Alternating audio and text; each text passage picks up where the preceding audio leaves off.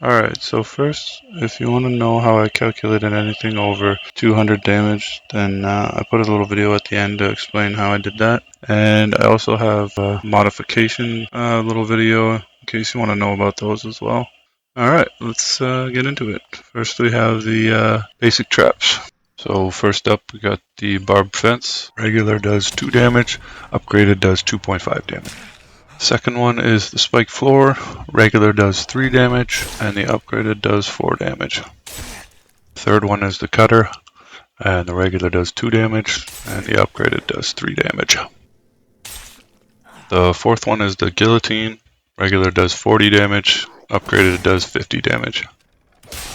The fifth one is the Shredder. Regular does 4 damage, upgraded does 5 damage. Sixth one is the Compressor. Regular does 9 damage, upgraded does 11 damage. Seventh one is the Pendulum. Regular does 4 damage, upgraded does 5 damage. The eighth one is the Meat Mallet. Regular does 3 damage, upgraded does 4 damage. The ninth one is the Pusher. Regular does 2.5 damage, upgraded does 3.5 damage. The 10th one is the Grinder. Regular does 1.5 damage, upgraded does 2 damage. The 11th one is the Plasma Shocker. It does 1150 damage. Next we got the Projectile Traps.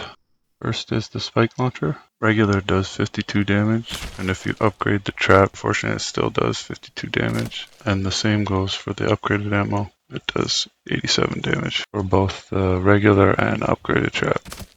The second is the Trebuchet. Regular ammo does 200 damage, and just like the Spike Launcher, the upgraded trap doesn't do any more damage.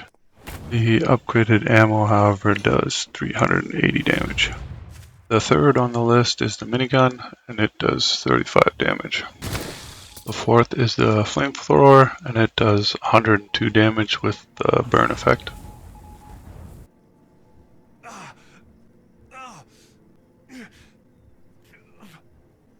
The fifth is the Mortar, and it does 580 damage. The sixth one is the Rocket Launcher, and it does 3,350 damage. The seventh one is the Railgun, and it does 28,000 damage. And now we have the other traps. First one's the Ankle Trap, and it does 0.5 damage and slows the enemy down. Second is the Landmine, and it does 150 damage with the burn effect.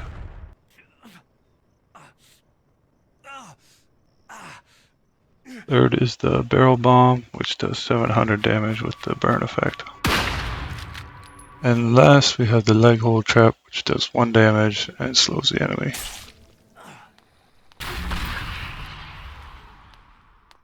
Alright, so if you stuck around, you're interested in the mods as well.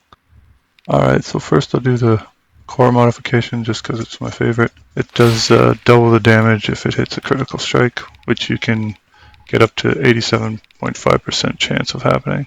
Alright, next I'll do the Sting modification, which I highly recommend not using. It doesn't do what it says it does. It should add 35 damage, but as you can see it only adds like 3 at most. I'm not sure why. Checked it out on all traps and on zombies just in case, I don't know, doesn't work on players, but still the same result. Last we got the blade modification, which does a certain percentage of the original damage, which does work, but I still prefer the core fully upgraded.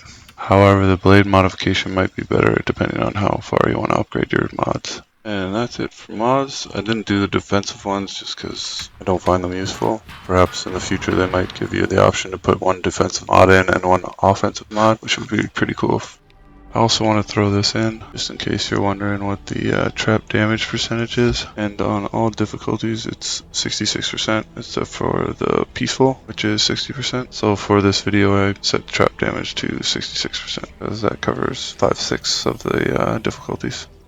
I also made sure I didn't have any defensive skills or any equipment on. And I reset all my skills before doing this video.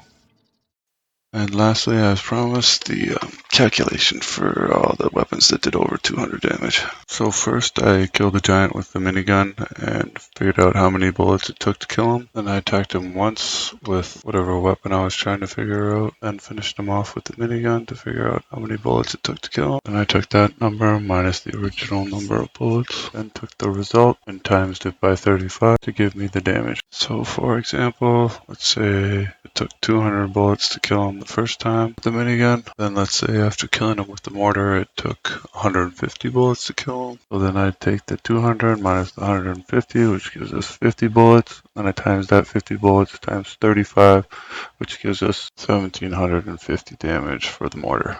Alright, that's it.